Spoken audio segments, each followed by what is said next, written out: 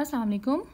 आज की वीडियो में हम डिस्कस करने लगे हैं कि रूमेटॉइड आर्थराइटिस की क्लिनिकल फीचर्स क्या होते हैं। एक वो पेशेंट जिसको रूमेटॉइड आर्थराइटिस डेवलप हुआ हुआ है वो किन कंप्लेंट्स के साथ हमारे पास प्रेजेंट करता है, उसमें क्या क्या साइंस और सिम्टम्स होते हैं। उससे पहले हम देख लेते हैं रूमेटॉइड आर्थराइटिस की डेफिनेशन क्या होती है।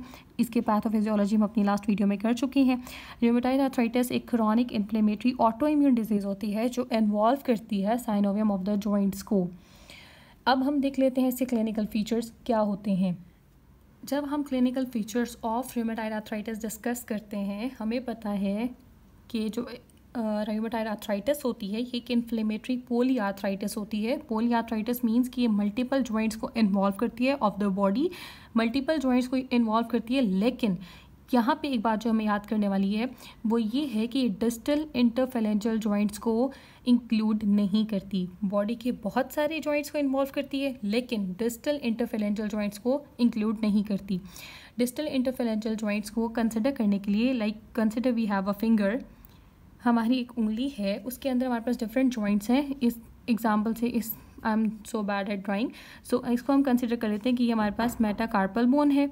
मेटाकार्पल के ऊपर ये हमारे पास एक फैलिंग्स है, ये सेकंड फैलिंग्स है और ये थर्ड फैलिंग्स है। ये जो जॉइंट इन दोनों के दरमियान बन रहा है ये मेटाकार्पोफैलेंजियल जॉइंट है। जब हम बात करते हैं metacarpophalangeal joint, interferential joint 1, interferential joint 2, metacarpophalangeal joint, ये जो पहला हमारे पास मेटाकार्पोफैलेंजियल जॉइंट के करीब करीब जॉइंट है ये है प्रॉक्सिमल इंटरफेरेंशियल जॉइंट, और जो इससे आगे प्रेजेंट कर रहा है ये है डिस्टल इंटरफेरेंशियल जॉइंट। तो जब हम रूमेटॉइड आर्थराइटिस की बात करते हैं तो वो डिस्टल इंटरफेरेंशियल जॉइंट को एकम्पनी नहीं करती, वो सिर्फ एकम्पनी करती है प्रॉक्सिमल इंटरफेरेंशियल जॉइंट को, और बाकी जितने बॉडी के जॉइंट्स हैं उनको इन्वॉल्व करती है। ठीक है, अब जब इसने जॉइंट को इन्वॉल्व कर लिया तो जॉइंट को इन्वॉल्व करने के बाद हमने जैसे पढ़ा था कि इन्फ्लेमेशन होगी, तो इन्फ्लेमेशन की वजह से क्या होगा, पेन होगा on the motion of joints, tenderness होगी इन द जॉइंट्स। कौन कौन से जॉइंट्स को ये मोस्टली इन्वॉल्व कर सकती है, ये रिस्ट जॉइंट को इन्वॉल्व कर सकती है, जॉइंट्स ऑफ हैंड्स को इन्वॉल्व करती है, स्मॉल जॉइंट्स ऑफ हैंड्स जिनमें हमने बताया भी कि मेटाकार्पोफैलेंजियल जॉइंट हो सकते हैं, प्रॉक्सिमल इंटरफेरेंशियल जॉइंट हो सकता है लेकिन डिस्टल नहीं होगा।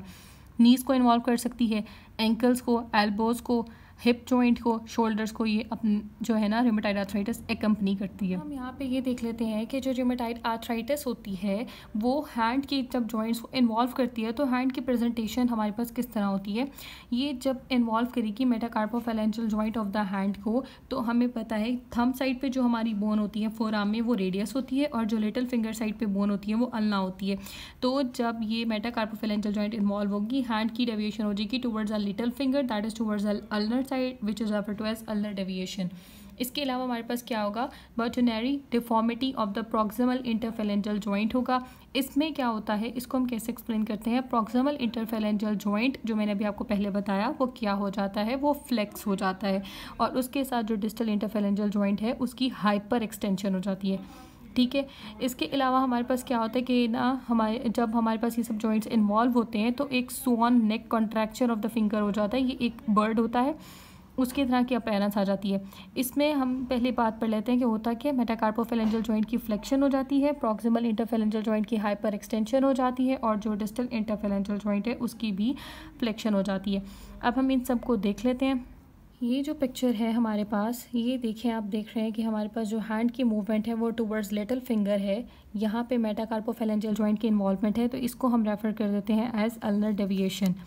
जो ये वाली पिक्चर है ये रिप्रेजेंट करिए एक्सटेंसर सरफेस के ऊपर हमारे पास एक रूमेटॉइड नोड्यूल से बने हुए हैं। ठीक है, अल्नर डेविएशन हो गए, रूमेटॉइड नोड्यूल जिसका मैंने अभी आपको जिक्र किया था। जबकि अगर हम नीचे वाले पिक्चर को देखें, इसके अंदर हमारे पास ये स्वान नेक अपीयरेंस हुई हुई है। स्वान नेक अपीयरेंस में जैसे मैंने आपको बताया था कि क्या हो जाएगा, ये सारा जॉइंट हमें एक बर्ड नेक की तरह नज़र आ रहा है। स्वान इज़ अ बर्ड, उसकी नेक की तरह हमें ये एक डिफॉर्मिटी नज़र आ रही है। इसमें हमें देखने को ये मिल रहा है कि ये जो मेटाकार्पोफैलेंजियल जॉइंट है, देखें थोड़ा सा डाउनवर्ड मूव्ड है, इसकी फ्लेक्शन हुई हुई है, प्रॉक्सिमल इंटरफेरेंशियल जॉइंट की हाइपर एक्सटेंशन हुई हुई है, और जो डिस्टल इंटरफेरेंशियल जॉइंट है वो थोड़ा सा फ्लेक्स हुआ हुआ है। तो ये ऑल हमारे पास किस तरह की प्रेजेंटेशन हो गई, स्वान नेक अपीयरेंस हो गई। हम बात कर लेते हैं थोड़ी सी कॉन्स्टिट्यूशनल सिम्टम्स की। कॉन्स्टिट्यूशनल सिम्टम्स में हमारे पास मॉर्निंग स्टिफनेस आती है कि जब भी जो जॉइंट इन्वॉल्व होता है तो अर्ली मॉर्निंग में जब पेशेंट वेकअप करता है तो उसका जॉइंट स्टिफ होता है। ठीक है, और लेकिन जैसे विद द डे प्रोग्रेस, जैसे दिन गुजरना शुरू होता है, थोड़ा सा टाइम गुजरता है तो वो स्टिफनेस रिजॉल्व होना शुरू हो जाती है। कॉन्स्टिट्यूशनल सिम्टम्स में और क्या बात आती है, लो ग्रेड फीवर होता है, वेट लॉस होता है और फटीग हो जाती है। ये कॉन्स्टिट्यूशनल सिम्टम्स समटाइम्स सिनेरियोज में लिख भी दिए जाते हैं या समटाइम्स सिर्फ मेंशन कर दिया जाता है कि पेशेंट के अंदर कॉन्स्टिट्यूशनल सिम्टम्स मौजूद हैं या एब्सेंट हैं। ठीक है, इसके अलावा चूँकि रूमेटॉइड आर्थराइटिस बॉडी के बहुत सारे जॉइंट्स को इन्वॉल्व करती है, तो ये सर्वाइकल स्पाइन की भी इन्वॉल्वमेंट इसके अंदर इंक्लूडेड होती है। सर्वाइकल स्पाइन को ये मोस्टली इन्वॉल्व करती है at the level of C1 और C2, जहाँ पे एटलांटो एक्सियल जॉइंट बन रहा होता है। वहाँ पे क्या हो जाती है, सबलक्सेशन हो जाती है और इंस्टेबिलिटी होती है, लेकिन ये लेस कॉमन होती है in the lower cervical spines. Upper cervical spine में कॉमन होती है, लोअर सर्वाइकल स्पाइन में कॉमन नहीं होती।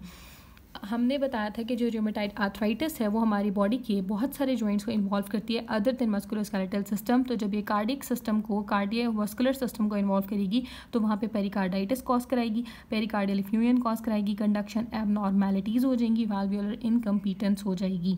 इसके अलावा जब हम बात करेंगे other systems of the body की, तो पल्मोनरी इन्वॉल्वमेंट में हमारे पास पल्मोनरी एफ्यूजन होने के चांसेस हैं। ऑक्यूलर इन्वॉल्वमेंट में dryness of the eye that is refer to as keratoconjunctivitis sicca which is secondary to the primary sjogren syndrome, वो हो सकता है। सब क्यूटेनियस नोड्यूल बन सकते हैं, जैसे मैंने अभी आपको पहले बताया और दिखाई भी कि रूमेटॉइड नोड्यूल क्या होती है। मोस्टली वो एक्सटेंसिव सर्फेसिस पे बनती होती है, और अगर पेशेंट के अंदर रूमेटॉइड फैक्टर या फिर एंटी सिट्रुलिनेटेड पेप्टाइड एंटीबॉडी मौजूद है, क्लिनिकल फीचर्स में हम जब सीरो पॉजिटिव पेशेंट को देखते हैं कि पेशेंट हमारा सीरो पॉजिटिव है फॉर रूमेटॉइड फैक्टर, तो भी हम उसको रेफर कर देते हैं ये रूमेटॉइड आर्थराइटिस का केस है। अब तक हमने ये बातें पढ़ ली कि हमारे पेशेंट में अगर अल्नर डेविएशन हो, मेटाकार्पोफेलेंशियल जॉइंट की इन्वॉल्वमेंट हो, प्रॉक्सिमल इंटरफेलेंशियल जॉइंट की इन्वॉल्वमेंट हो, सॉन नेक डिफॉर्मिटी हो, एनी काइंड ऑफ सिस्ट बनी हुई हो या नोड्यूल बनी हुई हो, तो हम हमारे पेशेंट को रेफ़र कर सकते हैं एज रूमेटॉइड आर्थराइटिस। और अगर हम बात कर लें नी जॉइंट के इन्वॉल्वमेंट की, जब नी जॉइंट इन्वॉल्व होता है तो हमारे पास एक सिस्ट बन जाती है। जब नी साइनोवाइटिस होती है, साइनोवियल फ्लूइड एक्यूमुलेट कर जाता है विद इन द सिस्ट। ये बात जो मैं आपको बता रही हूँ कि पॉप्लिटियल सिस्ट बनने का चांस होता है कब, जब नी साइनोवाइटिस होता है। तो क्या होता है, साइनोवियल फ्लूइड जो है वो एक सिस्ट के अंदर एक्यूमुलेट होना शुरू हो जाता है। वाल्व लाइक मैकेनिज्म होता है, सिस्ट के अंदर साइनोवियल फ्लूइड एक्यूमुलेट तो हो जाता है, लेकिन वहाँ से ये ड्रेन नहीं हो पाता। ड्रेन नहीं होगा तो जो हमारा जॉइंट है वहाँ पे जो normal concentration of synovial fluid है वो नहीं मिल पाती, जॉइंट ड्राई हो जाता है। ठीक है, और with the passage of time rupture हो जाता है सिस्ट का। जब सिस्ट रप्चर होती है उसका फ्लूइड रिलीज हो जाता है इनटू द लेग्स के काफ मसल्स के अंदर जाके वो स्वेलिंग कराता है और लीड करता है टुवर्ड्स वेयर पेन। इस कंडीशन को हम मिमिक कर सकते हैं as deep venous thrombosis. So up till now we have done with the clinical features of rheumatoid arthritis.